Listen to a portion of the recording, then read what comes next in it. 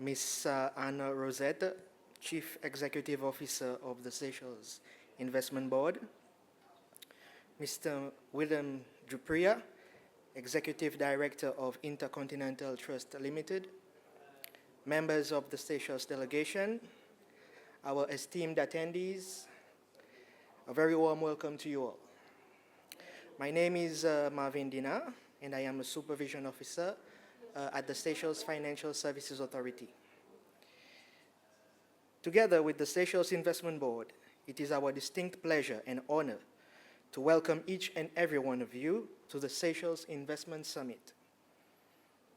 The Financial Services Authority is the regulator for the non-bank financial services in the Seychelles.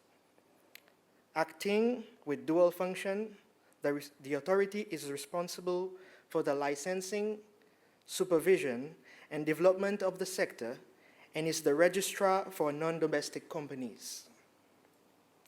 With 30 years of existence, the FSA has been resilient and diligent in ensuring that Seychelles maintains an innovative regulatory regime and business-friendly environment to retain the jurisdiction's competitiveness.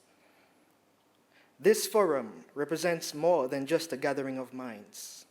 It symbolizes the strengthening of ties between the Seychelles and our African counterparts.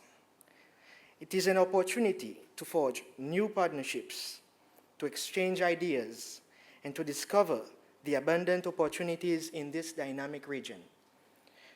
Without further ado, we shall now commence with the presentations.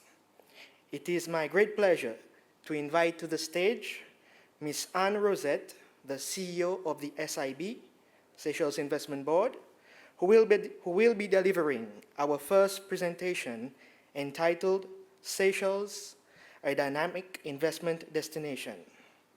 Ms. Rosette's leadership and expertise has been pivotal in promoting Seychelles as a premier destination for investment, fostering economic growth, and nurturing sustainable development initiatives. Ms. Rosette, over to you.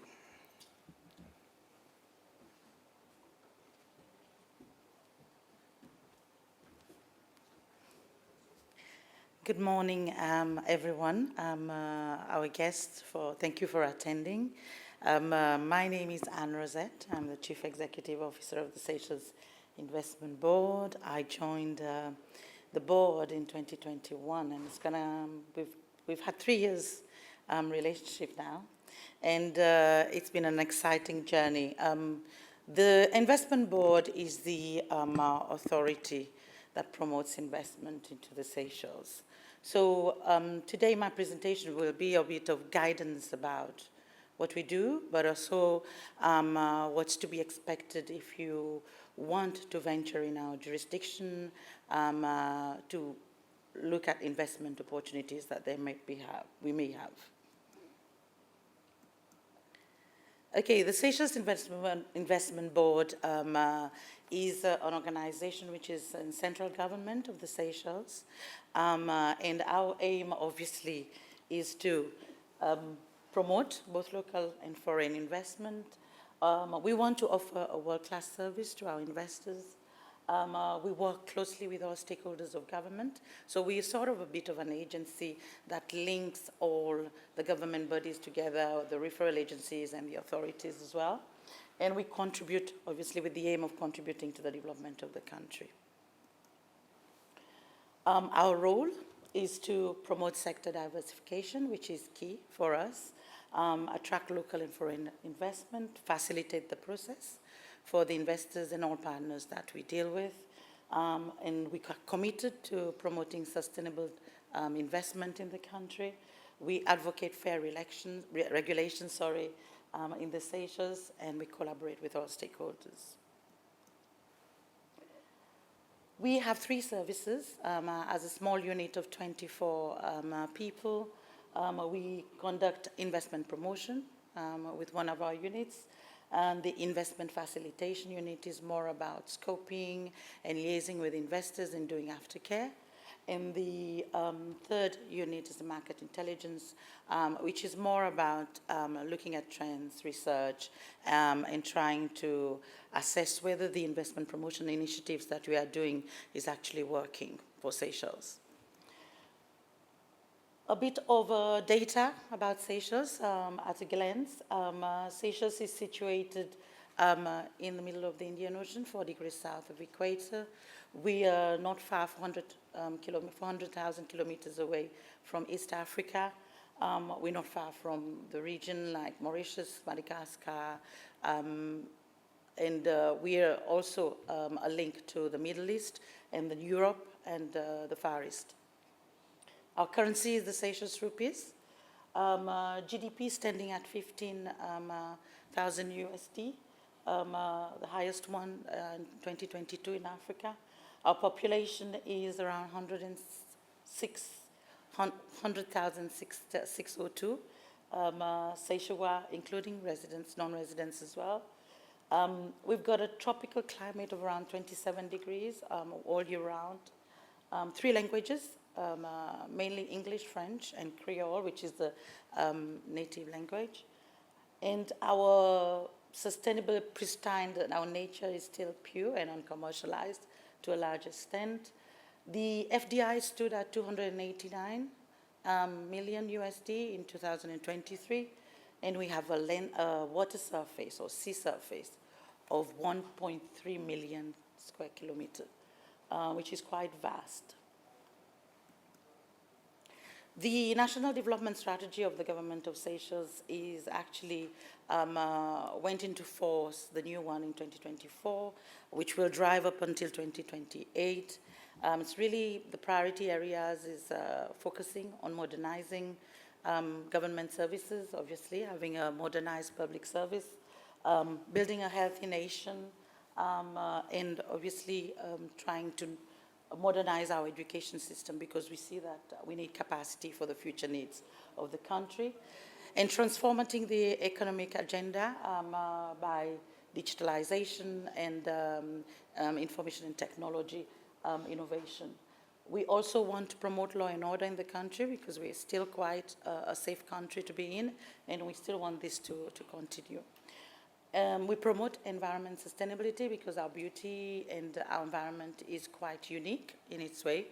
We are a small country. Yes, we've got a large EZ, but we do have limited land space, and this is of very importance for us that is managed in a sustainable manner. The Seychelles also developed its Seychelles industrial policy, which intertwines with the national development strategy, and it's looking at building an economic transformation, environmental sustainability, and modern and more efficient health system. The 5 objectives of the SIP is to increase higher value productive activities in the country, diversify exports, which is important, reduce import dependency because we do import quite, I think it's about over 80% of our consumer countries, so we need to look at that. Increase the quality of manufacturing jobs, and obviously promote the emergence of green industry and circular industry. We also, in 2023, worked with UNDP to develop what we call the Investor Map, which is the Seychelles development goals based on the SDGs. And they've identified 5 sectors where investment is really needed to create impact development. And the 5 sectors are renewable energy, infrastructure, technology and communication, services, food and beverages. There were other emerging sectors that were identified as well, and those were sustainable agricultural production, semi-industrial and commercial fishing, and local agricultural production. 4 other emerging industries were also in digital marketing, digital transformation, waste management, and waste circularity in hotels. The challenges we face as a country, I've touched a bit on that, is around land scarcity.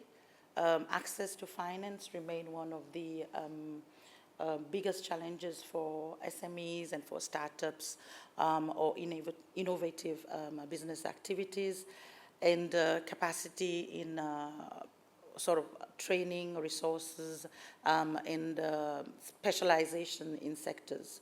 So the government is working very closely with all its partners to address these challenges. In terms of land scarcity, we're looking at possibilities of reclamation, but also within a sustainable way. Access to finance, working with the central bank and the banks, the commercial banks, to establish vehicle of investment where this can support the local market. But also we're working with fund partners or bilateral agreements where we can kind of leverage on primary financing, which can then get access to commercial financing. Government has also entered into public-private partnerships for some big developments around Victoria and the second outer island, which is the two developments are called Katenois. It's a port area development and also a marina area development. These are quite needed to bring life back into these cities. One of the success stories for us around environment, renewable energy is around the floating photovoltaic PPP, which government entered into with one of the private sector. And this project will be implemented very soon. I think they're in the throes of finalizing the contracts, and it's one of the biggest floating PVs, PPPs that has ever been achieved so far. So this is it for us. The investment board can be found on the second floor of the Annex Building Independence House in Victoria. Our phone number is 429-5000, and we can be accessed on the social media platform. You can also visit our website, Invest in Seychelles. Any questions I can take after the other presentations I've been through? Thank you.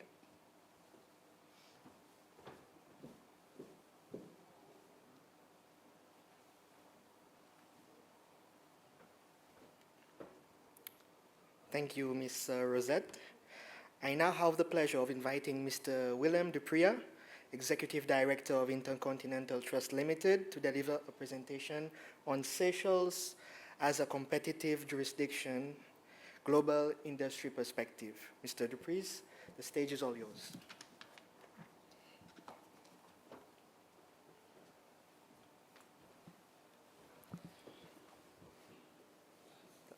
Good morning, ladies and gentlemen. I've been asked to talk a little bit about the financial services sector in Seychelles and what are the opportunities and type of structures and things that are utilized there from a structuring perspective. I'm a director of a company called Intercontinental Trust. Intercontinental Trust is a trust fund and corporate service provider based out of Seychelles, Mauritius, Singapore, and Dubai. We do a lot of work into the African region and obviously globally as well, setting up structures and administering those for our clients. We do also have a corporate finance team, a capital markets team. We do ESG consulting services, and expat and relocation services to Seychelles, Mauritius, and Dubai. I think for me, always the challenge is looking at why do you structure in a certain jurisdiction? Why do you set things up in a certain manner? And it's got to make sense for what we're looking at. So we're looking for a jurisdiction that provides the appropriate structures, a jurisdiction that provides the appropriate advisors within that jurisdiction, to assist with deals and transactions. It has to have the appropriate reputation. It has to have a capital market and reputable banks that we can deal with. And it's got to make sense in the holistic part of the structure, allow us to move people there, put up substance, and develop a company or structure that makes sense from a business perspective.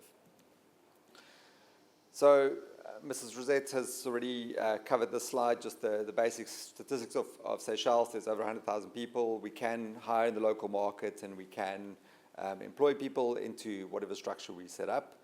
And there is a range of different professionals within the market that can be employed to provide audit services, accounting, and relevant tax and consulting services. Very importantly, you can get work permits to go and move and live in Mauritius, in Seychelles. You can also acquire land and acquire property, both on a leasehold and a freehold basis, depending on where it is in the island, or one of the different islands. From a political and a legal perspective, it is a multi-party democracy on the political front, and legally the law does resemble common law. So it is very much a common law based legal system, specifically on the corporate and business side. Importantly, financial services industry. What is the reputation of the industry, and how long has it been in existence for? The financial services industry has been in existence since 1994, so we're experiencing 30 years of the industry being around. We are currently on an EU grey list from a tax perspective. We were non-compliant, but we've been removed from a list of non-compliant countries, and there is a new review coming up in 2025, which will hopefully get Seychelles removed from the EU grey list from a tax perspective. From an FATF perspective, we are on the green list and compliant with all the FATF objectives. The most important thing for me on this slide is actually the fact that the regulator is approachable. So we do have a regulator that ensures that we remain compliant with all objectives and procedures that needs to be enforced. But they're approachable, and they work with us to amend laws, amend regulations, to make sense from a commercial and business perspective. Obviously all within sense, but we can have a conversation with the regulator and we can get things done. So just from a roadmap perspective, we do have a review coming up from a OECD perspective and from a tax perspective. So hopefully by 2025 we would be in a much better position from a tax perspective. Although there's been significant changes being made to the tax structures in Seychelles to be compliant with global requirements and global objectives. From a product perspective, there's a number of different structures and options available in Seychelles to set up. Most commonly, we use a lot of trusts, foundations, and international business companies for structuring across Africa. IBCs can be set up as a limited partnership. They can be set up as a PCC. And there's a range of different uses that they can be applied for. Common licenses that are quite popular at the moment are security dealers licenses in Africa for securities trading. And then we've just brought out a value-added service provider license as well. The documentation and regulations around that will be coming forth shortly. The Act was just recently launched. And then, very importantly, there's also a fund industry in Seychelles, specifically related to mutual and hedge funds, but we can apply some of that to some private equity structures and funds as well.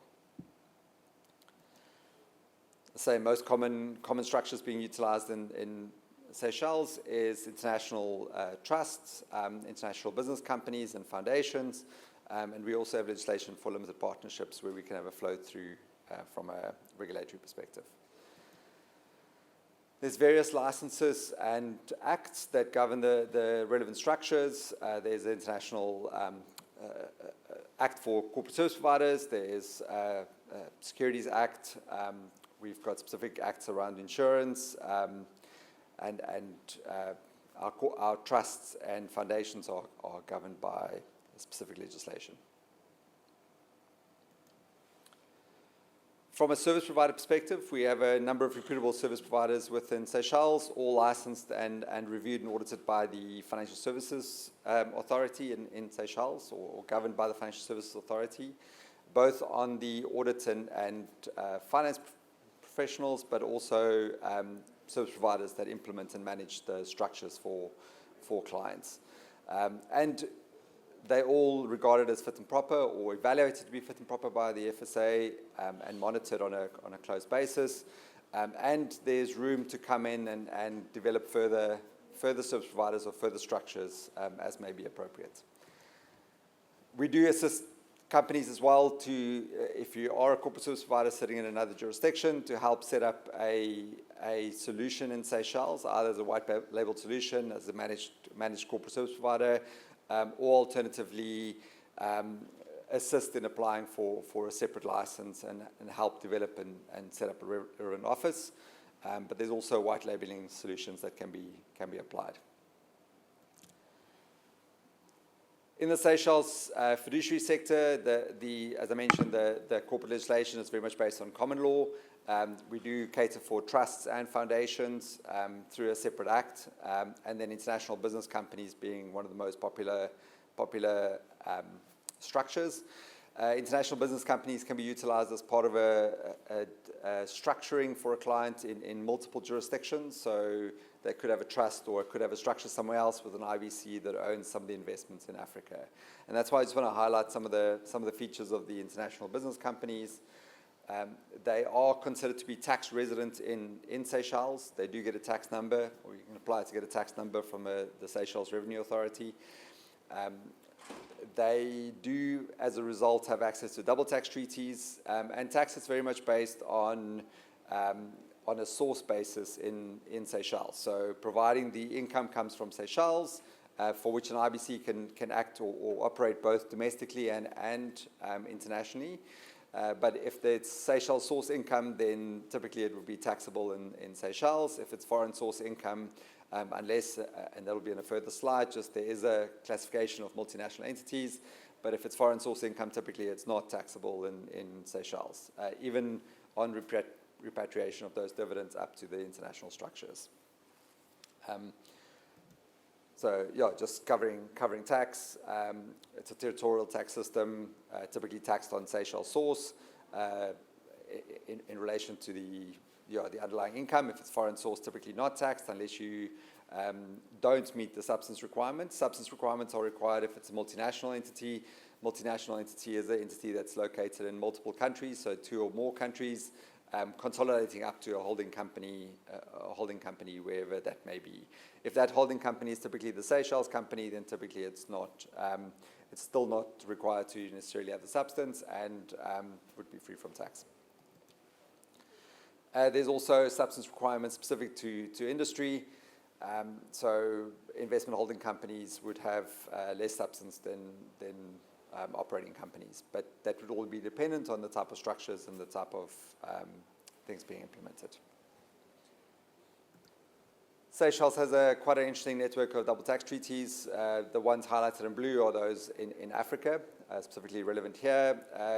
Treaties that we've been utilizing quite a lot is Zambia, Kenya, and I think Ethiopia is quite interesting at this time, because I think there's a lot of development and things happening into Ethiopia. But we've utilized Seychelles quite a lot for structures into Zambia. We ensure that there's proper substance in the Seychelles entity by having board meetings there, making sure they comply with all the substance requirements, and then getting access to those double tax treaties, which give us quite favorable rates. Typical example of a holding structure sitting in Seychelles could be a trust or a foundation with an international business company below that. The IBC typically wouldn't pay tax on any foreign source income, and then the underlying subsidiary would have its tax consequences in the relevant underlying countries.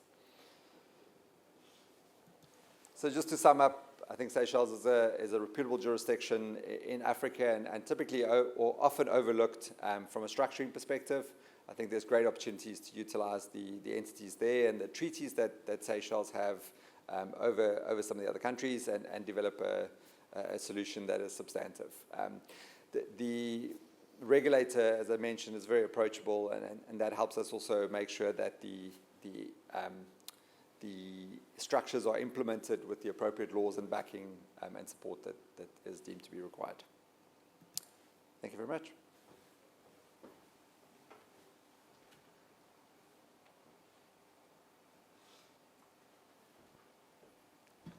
Thank you, Mr. Duprier. Our next presenter, Mr. Carl Emini, is the Director of International Trade Zone and Hire Purchase at the Financial Services Authority. Mr. Emini will examine the different opportunities available in the Seychelles International Trade Zone. Mr. Emini, the stage is all yours.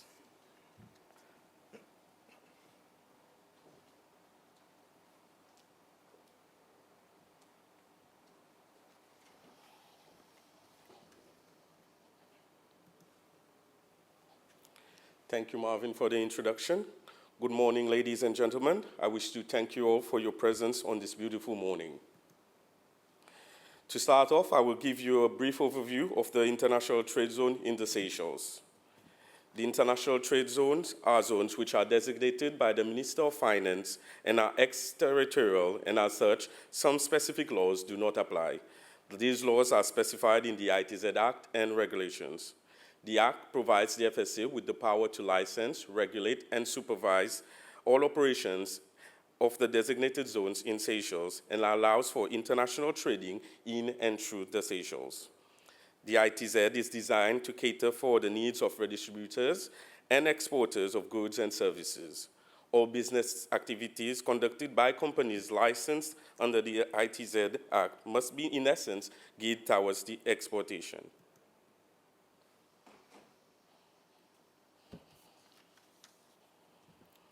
First and foremost, why would you want to invest in the Seychelles? Seychelles is well placed in the Indian Ocean, close to the African, Asian, and Middle Eastern market, which in turn makes for fast and easy accessible trade. As you will also see in the future slides, the licensing fees are very competitive compared to other jurisdictions, ranging from $2,700 to as low as $550 per year.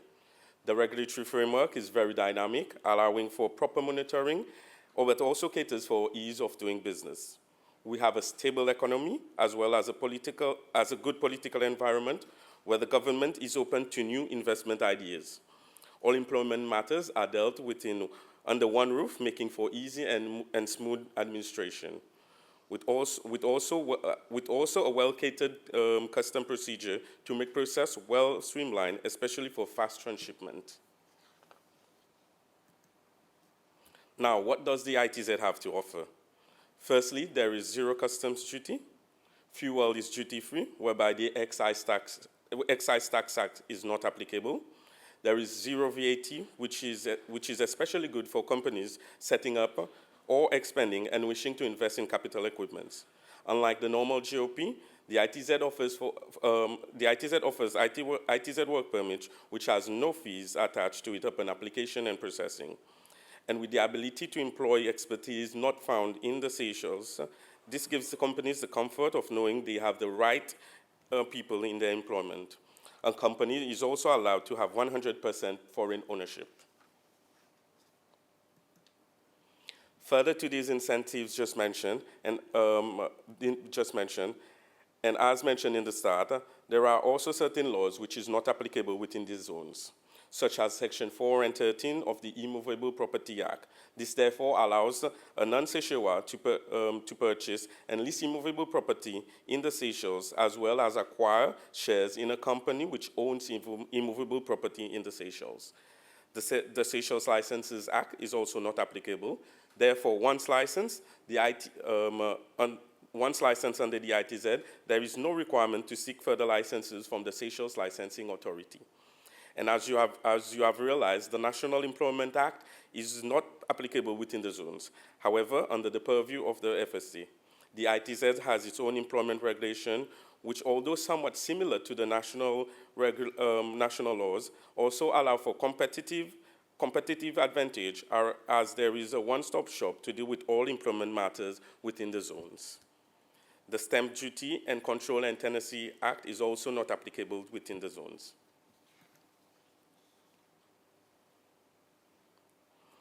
Within the regime, there is a total of 5 licenses, which are the redistribution license,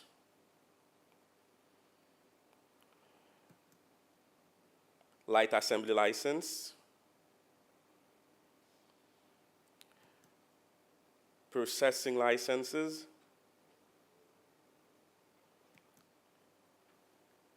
manufacturing license, as well as the export license. For the export license, with the ITZ amendment regulations in 2018, activities within the export service license were made specific to cater only for activities which involves repair and reconditioning of goods, warehousing and rental of storage space, or logistics services.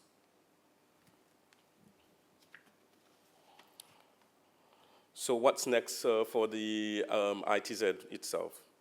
With a sustainable development initiative in place in the Seychelles, the aim is to use the international trade zone to develop value addition activities which target sustainable manufacturing and value addition in the fishing and agro sector without excessive abuse on resources for continuous future development.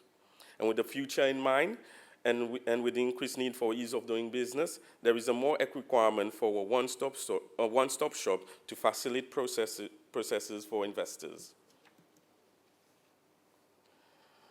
So just to end my presentation, I will showcase a small video of the international trade zone and investment in the Seychelles.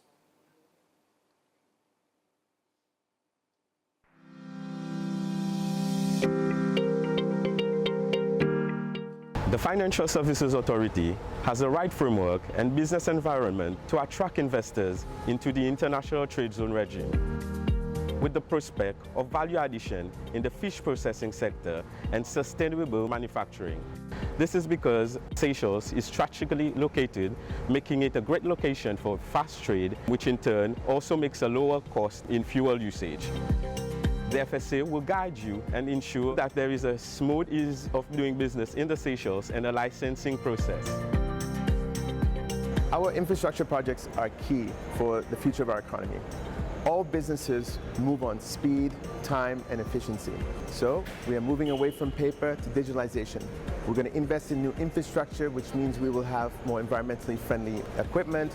We will have people be able to move in and out. We'll be redesigning the port so that the flow is faster. And we'll be investing in, for example, at the port, dredging the water so that it's deeper, so that bigger ships can come. Big ships will come directly to the Seychelles. This is what we know will happen in the years to come.